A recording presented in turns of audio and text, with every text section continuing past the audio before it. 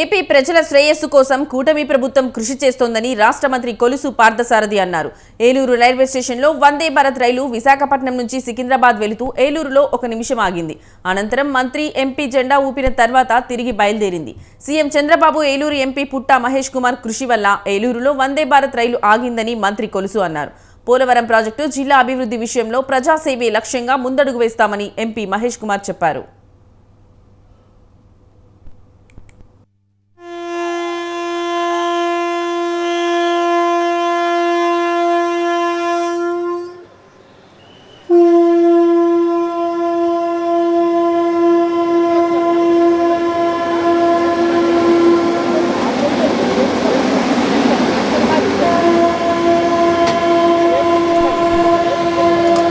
విశాఖపట్నం సికింద్రాబాద్ వందే మాత్రం ట్రైన్ ఏదైతే ఉందో ఆ ట్రైన్ని ఏలూరులో స్టాప్ చేసే విధంగా పర్మిషన్ తీసుకొచ్చిన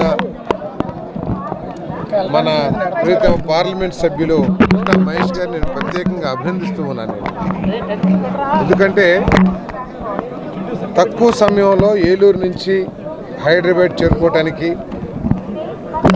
ఏలూరు జిల్లాలో పనులు పూర్తి చేసుకుని సాయంత్రానికి హైదరాబాద్ వెళ్ళిపోవటానికి వ్యాపారస్తులకి, ట్రేడర్స్కి, వీళ్ళందరికీ కూడా చాలా ఉపయోగకరంగా ఉంటుంది.